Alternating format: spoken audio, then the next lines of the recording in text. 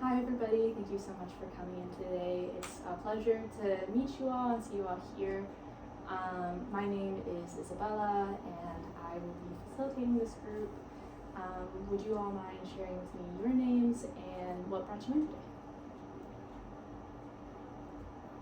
I can start. So my name is Sarah, and I've been struggling with a lot of anger. I think I've struggled with it for most of my life, but recently I'm in grad school right now, and while I'm in grad school, I'm also like working on the side, trying to pay for stuff, and at work, there's been a lot of things that have been like happening to me that like I can't control when people aren't doing things about, things that I'm uncomfortable with. And so I just been getting like really angry about that because I feel like I can't control it and I don't know what to do about it. So yeah, I'm coming here to like find ways to cope with that. Well, thank you for sharing, Sarah. It is repeatedly frustrating when things happen that we can't control, and so I really appreciate you taking the time to come in and join this group. Does anybody else want to share? I can go. My name is Morgan. I think we're all here because this is like coping with anger. But I am in school still, like I'm still in my undergrad, and I am doing nursing, and I really hate it, but I have to do it because, it's like basically required by my family, and it will be a good job that will support me, and I need to like have a job to be able to support my family. And I'm just feeling a lot of stress and I think a lot of resentment that's turning into anger, because I can't do what I want to do. So Thank you for coming in today, Morgan. It sounds like that's a lot of pressure. Thank you for sharing. My name's Sierra, and I'm also a college student. I just have like several different areas in my life that I get really worked up with. A lot of it has to do with like my family, and my relationships with them.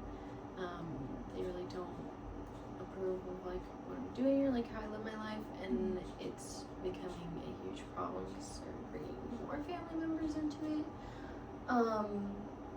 And then just like stupid stuff like with my housemates and being idiotic, and I just haven't been dealing with that the best. So yeah. Thank you for sharing and thank you for coming in as well. When a lot of things are happening at once, that can just be really anxiety-inducing, really frustrating. So thank you all for sharing your names and why you're here. Before we really go any further, I'd like to establish something called confidentiality. When I say confidentiality, especially in the context of this being the group, what does that mean to you guys? Just keeping things here, like not talking about it like with people outside of this group. Do you two have anything you'd like to share? You don't have to. We're just curious. It was the same. Yeah. Yeah, that's really the sum of it all, that everything we talk about we keep here in the group, and that's really just for the safety of each person here, and also so that you guys, part of safety is so that you guys feel safe to share, safe to be here, because ultimately this is your group,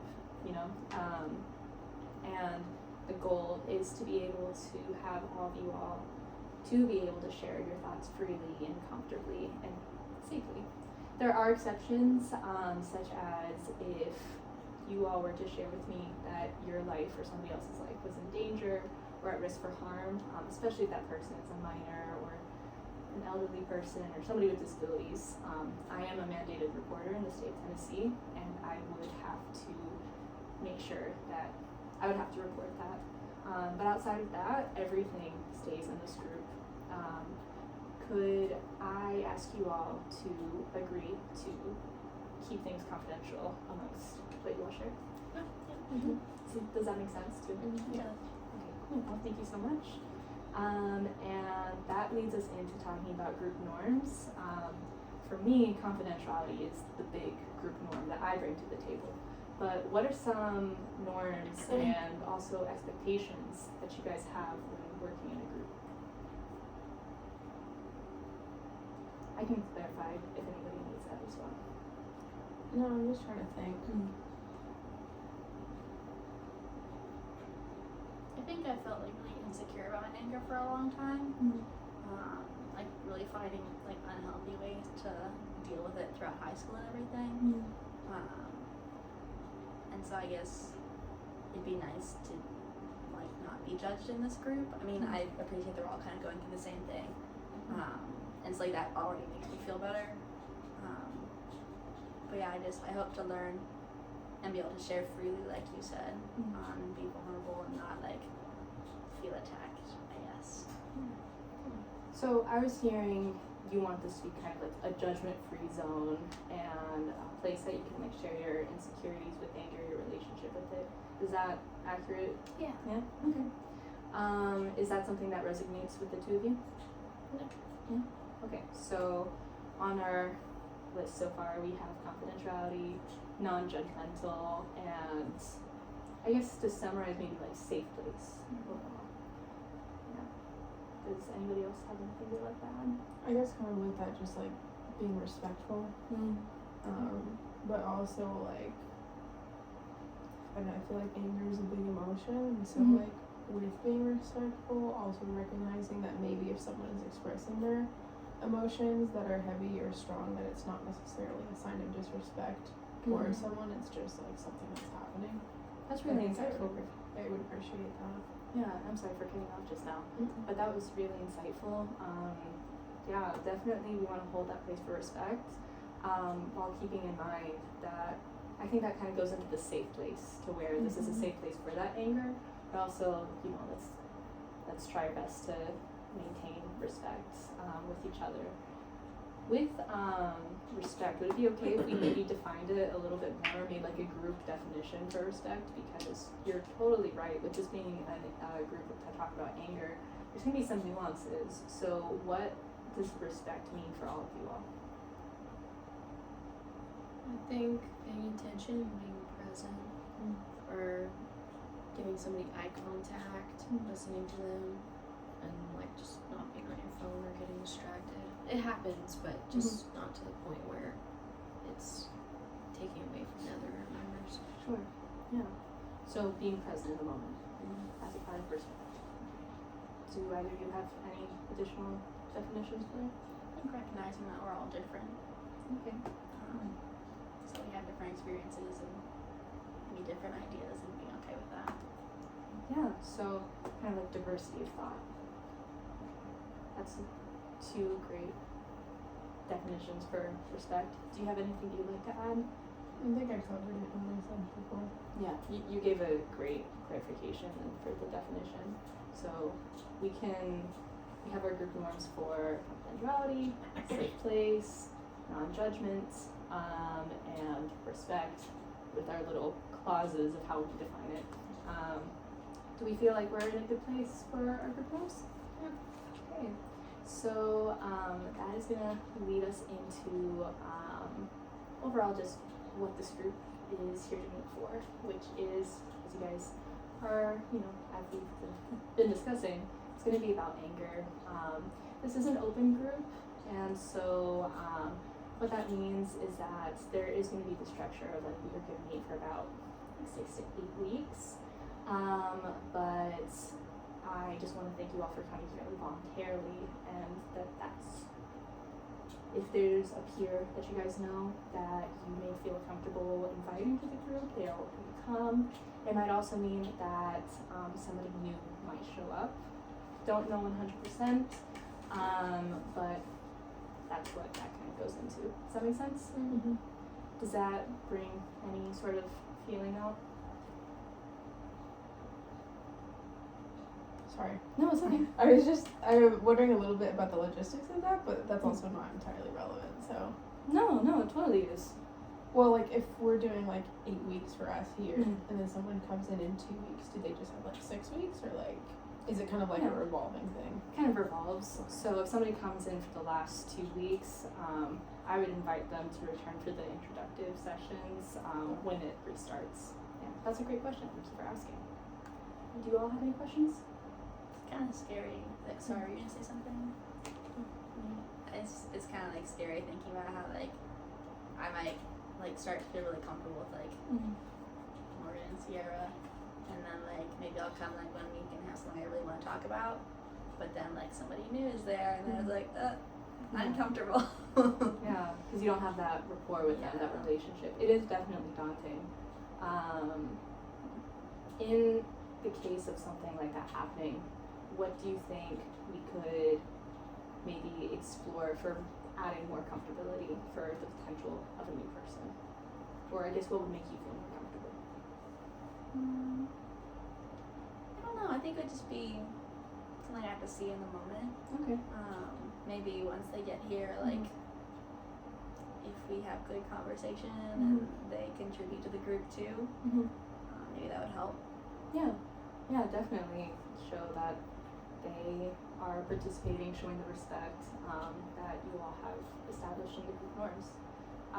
We would cover the group norms with any new people as well. And my overall goal with facilitating this group is to actually see layers of trust form between the three of you. And hopefully we could really have a good, strong dynamic between all of us here. And I ultimately hope that you all have, I guess, feel as though you have a good sense of control in the group, to where if we're doing an activity and it's really not resonating with one of you, and you say, I don't like this activity, like, safe place for that, and that maybe that could ease any anxieties of a new person coming in, since, you could say, I don't like that a new person's here, or something like that. Does that make sense at all? Yeah? Okay, so we're going to be discussing kind of the introductive basics for coping with anger. But before we go any further, I would really love to do an icebreaker game to get to know you guys a little bit more. What do you guys think about that? Yeah, that's fun. Yeah. What's the game? So I'm glad you asked.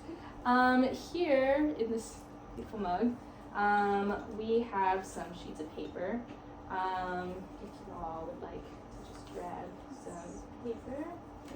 And all we're gonna do is write something that we think we all have in common.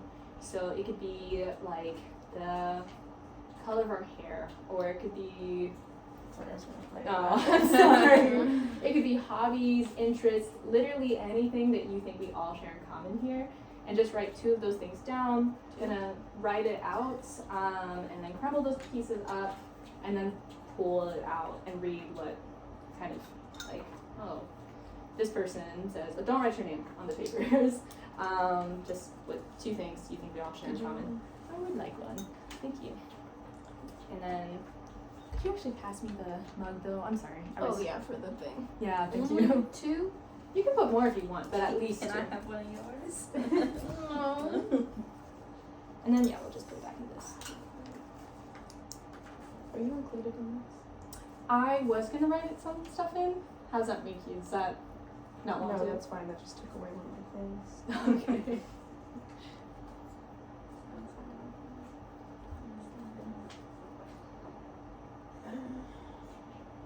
Maybe like really dumb small things. Yeah, it could be literally whatever you want. It could be like, I'll try to do things that I'm not actually like thinking of. It could be like, we all breathe air, like stuff like that.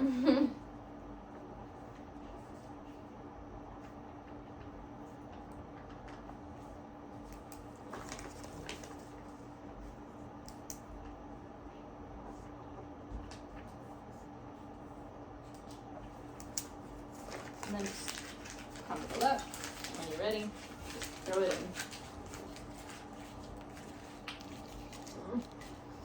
It's okay. No rush. No rush at all.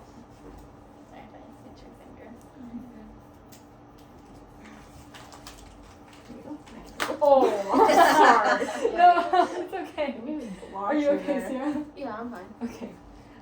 So let me just like this, and yes, we can do a whole first shall be last, last shall be first situation. Would you like to go first? Yeah. I never took tracking. Do I read it Oh yeah, if you would like to open it and read it. out loud? Yeah. Oh, okay. Sorry. No, you're fine. I was too busy trying to think of things. You're totally fine.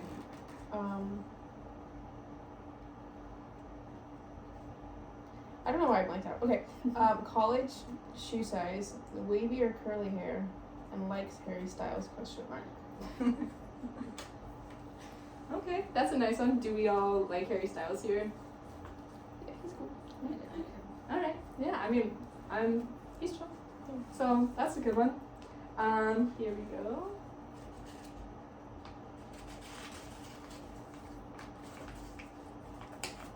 This one says, all here to learn, and we all eat food and drink water. Here we go. Oh, if you want, I can take. Actually, here, this, I can do this. I can put this back in here if you want it. We have issues with anger. You're all wearing socks. Good thing we're wearing socks. Yeah. So then we have our final one. Thank you for reading. We all have things on our feet. It looks like we had some like-mindedness right Well, there. you're not wearing socks. Well, I'm I sorry. mean, I didn't realize you were included when I wrote that. No, it's okay. Not to exclude you, but No, it's totally okay. I could be wearing socks at some point. I mean, I have worn socks before. I wear coat. Yeah. Anyways. And we're all dressed comfy. So these, yeah. So those are all very fun and true statements. What do you guys think about that, like, icebreaker? I think I might have been too specific. Does everyone have the same shoe size? I'm 7.5. I'm also 7.5. like an 8.5. I'm like a 6, but we're all relatively. No, I mean, like, we could all like That's in the swap average. shoes. Yeah. Yeah, like that would average out. Make it work. Yeah. I really needed to. We could like get like some really thick socks, like, or like for me to fit in shoes, You or can do no socks. or no socks. Yeah. What about you two? Did you guys have any thoughts or feelings during the icebreaker? I feel like some of them didn't apply, but like it's also. Doesn't matter. Yeah. Yeah. So it's kind of like kind of like a C'est La Vie situation. Yeah. Okay. Okay. What about you? Yeah, I don't know if I have anything else to add. Okay. Well, thank you all for sharing. I just thought that would be like a fun way to kind of realize some of the things that we all share in common, or at least could share in common. Because we are all here, we're all choosing to be here, and we're all working together. And so just to kind of, remember that we're all people and we all have our ties. So going into the more deeper parts of this session is we're going to be talking about anger. How do you guys define anger?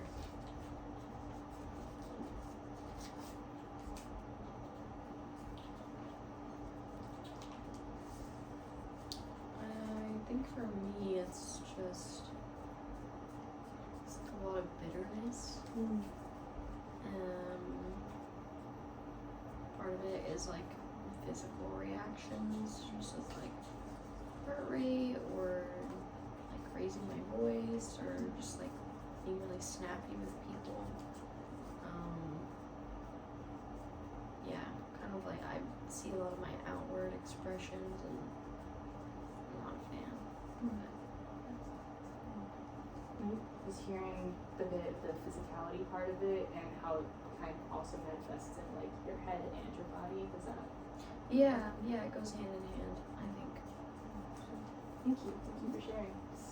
Do you two have anything you'd like to share? I think it's like a heightened emotion, like in a response to something that we feel is unfair or like isn't the way we want it to be. It's kind of like, if I'm hearing you right, maybe like an escalation, like your body sort of like escalates, or no? Yeah, I can. Yeah. Okay.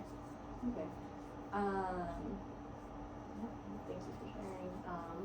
Morgan, do you have anything? Yeah, could you tell me the question again? Like, Yeah. I know the gist, but I'm just like, Just how would you define anger? okay. That's cute. Thanks. I didn't even notice I was doing this. I was listening intently. I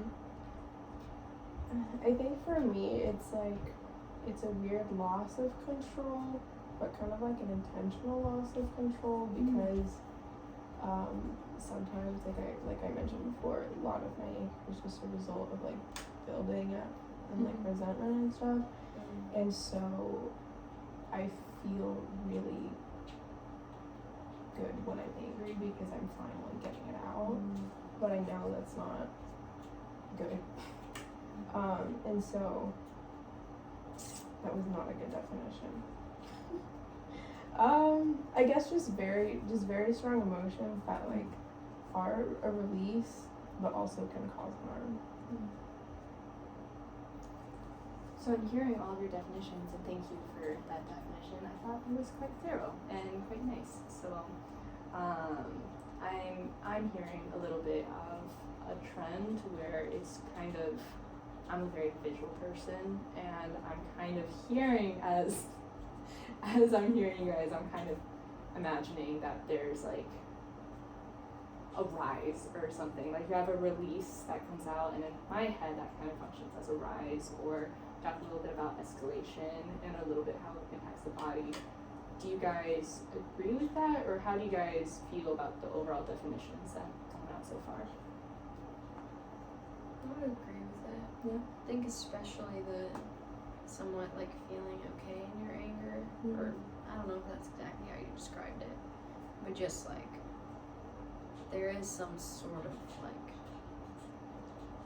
release from expressing it. It's like kind of cathartic. Yeah, and it's even more so I catch myself like even after like wanting to stay angry, and I think that's mostly what I want to work on most because like yeah, anger is a normal human emotion, but to hold on to it and to want to continue to like sit in those emotions, I know it's not good. So I'm like directed at the wrong People- person or thing. yeah. Or the right people. I think some people need to get a little like. That's the problem. I'm hearing a lot of like you both have mentioned something about like anger and the phrase like not good, or that wasn't good, or this isn't the best. And earlier you had mentioned some insecurity with anger. What are some of the thoughts that you guys have when you, I guess, kind of realize that you're angry? Aside, or maybe after you de-escalate, what's some of the first things that come to mind about the anger? I think I feel guilty. Especially guilty because like I really related to what you guys said about how like it felt really good. And so I think I carry shame for that, but not to the point where I have wanted to make a change so far on my own, which I think is why a part of why I'm here, like in the group, like hoping that this will help me out with that a little bit. But yeah, I think it's very much portrayed to me growing up, like that anger is bad and like don't be angry and don't show your anger until like I learned to step it down until like it ends up like exploding type of thing. So yeah, just like guilt and shame. I think after I'm angry at something or someone, I get really frustrated and angry with myself. Because I feel like I can be pretty mean in my head, and then when I'm angry, I let it out. And for me, it's frustrating because a lot of times, like, I'm glad I said some things. I just wish I had the skills to have said it better and, like, not out of anger. And so, I guess just, like, frustration that my method of communication is anger. Yeah, I think I would agree with kind of how you guys are feeling.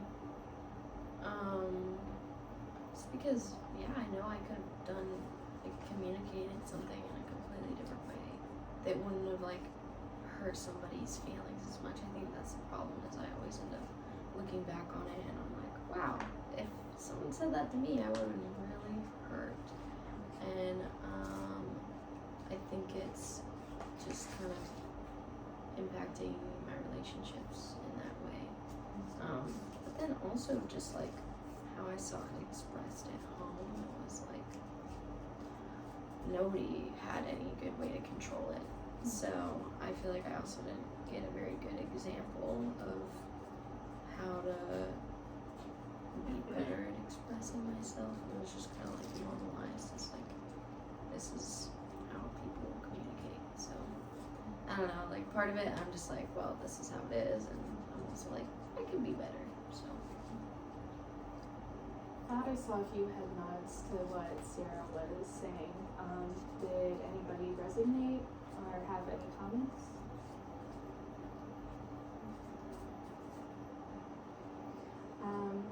So for the next question I have, which is, what does coping with anger mean to you all?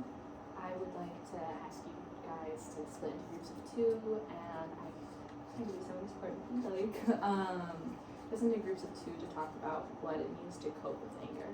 We have positive and negative coping, so all answers can be on the table. It's just, yeah.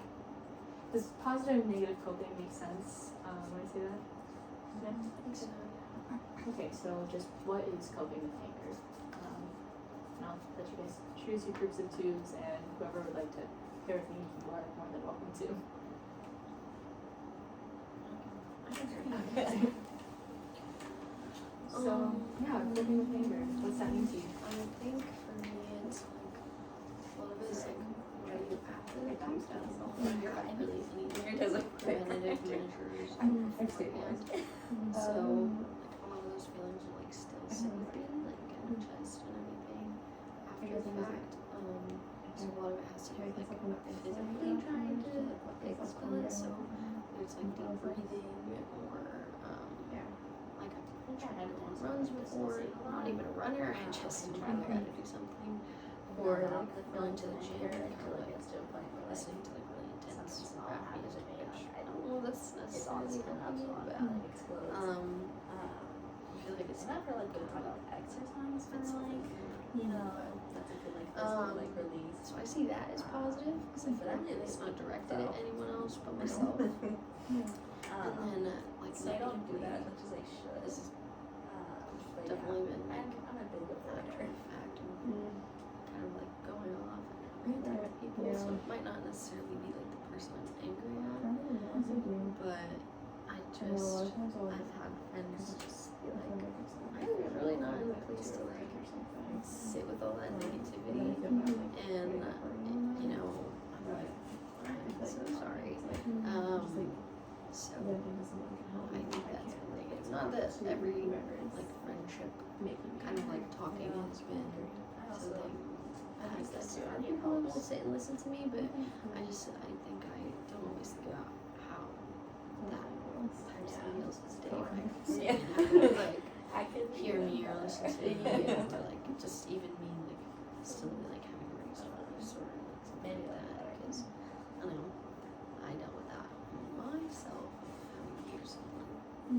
So anyways, Well, it sounds like you mentioned like you have your positive and negative, and you associated that like physical like exercise being associated with positive, and it sounded like you felt like maybe you were ranting, for lack of better words, afterwards is not your favorite kind of thing.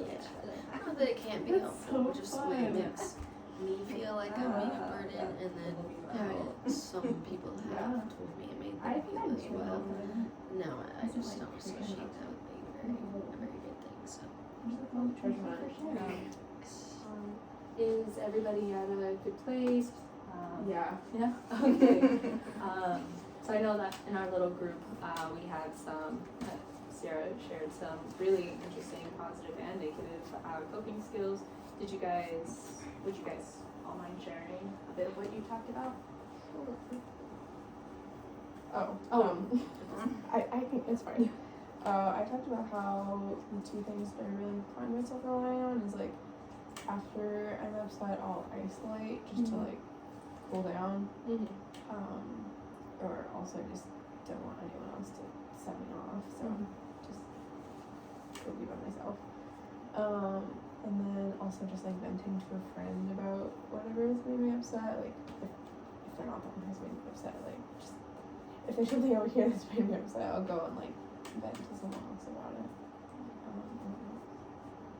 That's interesting. That's I just noticed a parallel between some other coping skills that were listed.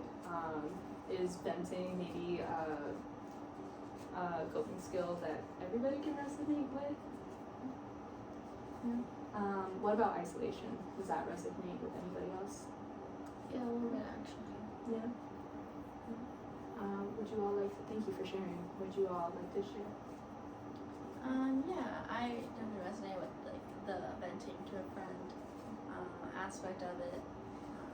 I also kind of talked about how when I feel like smaller amounts of anger, I have a tendency to like, I do with a lot of like emotions that are like portrayed negatively. I like numb them out, and I think that's part of what makes it hard when it gets to a point where it's so bottled up that like one small thing will set me off. So that's a good coping skill I have. And I was saying that I've heard that exercise can be helpful, but I'm lazy, so yeah. Well, thank you for sharing. That's, you all are bringing up some, I'm hearing a lot of commonalities and things, a lot of sort of like-minded, or maybe lack for a better word, I said like-minded, but a lot of commonalities in the coping skills. Is there anything else that anybody would like to share? Yeah, exercise is mine. So that's what I do when I'm feeling angry. It's running or going to the gym.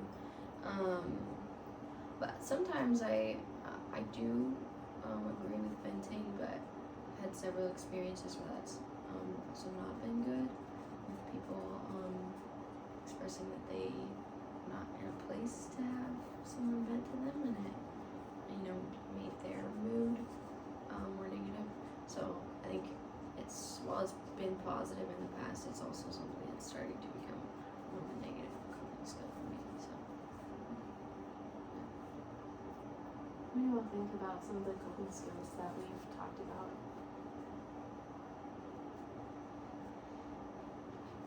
They haven't worked enough for me. Yeah. I would like to learn some different ones to try. yeah, I think for me, I mentioned that I feel like mine are like after the fact, and I would like something that's more preventative that like I can do before I feel like the highest point of it. So You've had, not that you guys said, yeah, do you agree with like the preventative, Yeah. the preventative skills? Yeah. So, another activity that I wanted to talk to you guys about is actually something called the ABCs of anger coping. And it's just a little, it goes into the preventative aspect of trying to cope with anger. And the ABCs stand for activation, behavior, and consequences. Do you think I could write that out if you all would like, or yeah? So it's just explaining what each one means. yeah. Yeah. So the activation also functions as a word like triggers. Like this is your trigger. What do you guys know about triggers? Things to set you off. Things that set you off. Yeah. Okay, so that's what the activation phase is. It's the situation that's setting you off, triggering you. Yeah. And that goes into behaviors. So we have behaviors also go into like rational and irrational. And I'm sorry, I misspoke. It's not behaviors, it's beliefs. So activation, beliefs, consequences. You have your rational beliefs, and then you have rational beliefs about the activation. So, for example, if somebody cuts me off in traffic, that's my activation, that's my trigger, and I have my belief phase now, which is my irrational belief could be that this guy is a total jerk, and he hates me, and so I now hate him, and the world sucks. And then we have the rational one, which is maybe this guy's clearly in a hurry. I tell myself that they're having a baby. Yeah. They're having a baby. Yeah. They gotta go. Yeah. They probably don't have a baby. Sorry. No, you're perfect. So yeah, you can like hold that. Fuzzy, I like that. And so from there, that goes to consequences. So you think about what is the consequence of the rational belief and how that's going to affect your behavior, or what's the consequence of the irrational belief and how is that going to affect your behavior. So following the road rage, if I follow how the irrational thought of this guy sucks, he hates me, I hate him, the world sucks, my consequence of action and behavior might be that I tailgate him and just